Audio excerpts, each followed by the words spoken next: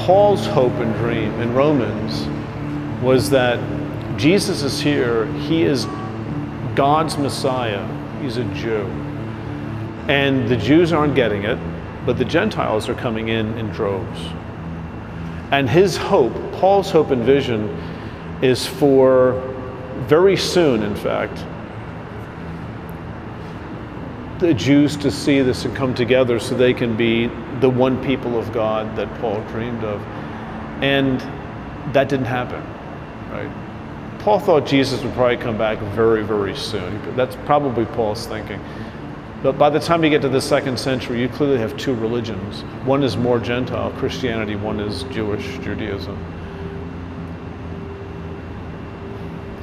Maybe that's symbolic of God's dream, as you ask the question, that humanity will be one, right?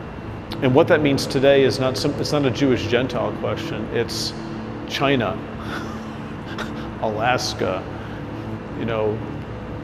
Saudi Arabia, it's Nairobi. Our world is different. Even though I'm sure they understood in the 1st century the world is sort of a big place, not as big as we see it, and not as instantly accessible as we have it. That's why our theological challenge is on some level similar to Paul's, but also very different because it's bigger and more complicated.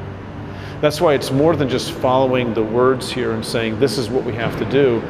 Those words in principle help, but they don't always account for the realities that we have to account for, which is why Christians really have to hope that the presence of God in our midst today is more than simply getting the book right.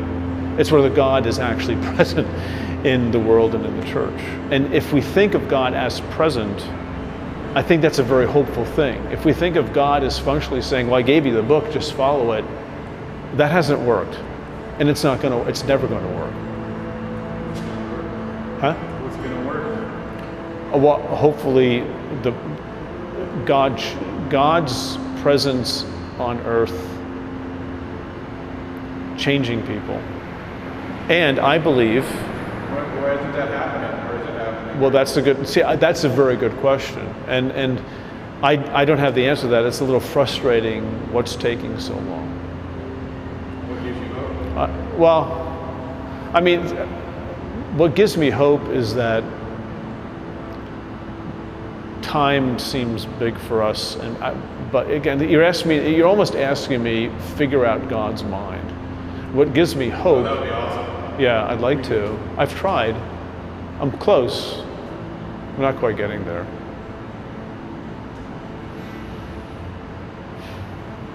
What breaks your heart apart, and what breaks it open? Breaks my heart apart.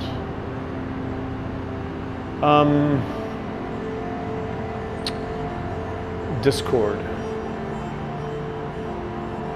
animosity.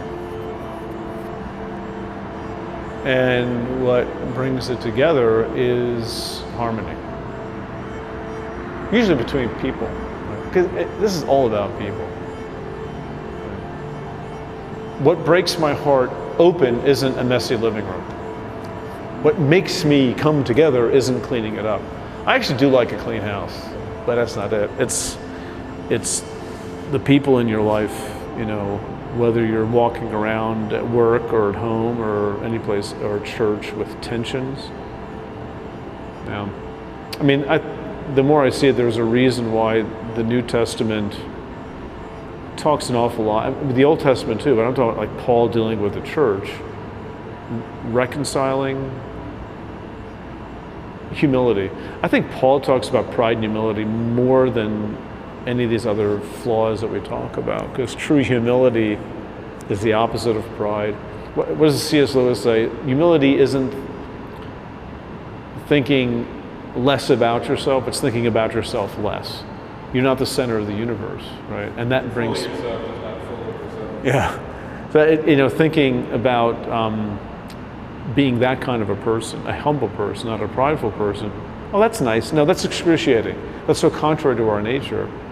But, I think that's what brings harmony to people. And that's nice. The thing is that this is the problem with Christianity, an annoying little religion.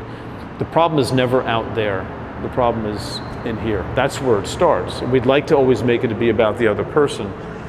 And to me, that's like the first signal. If we're aware of what's going on inside of us, when we start blaming other people, even though people sometimes do wrong things, but if we don't see fundamentally there's a problem with me and even how I'm perceiving another person, right? As more of, not as they are, but as I choose to see them, and that becomes who they actually are. That's not a humble position, that's a prideful position. And that's where conflict starts.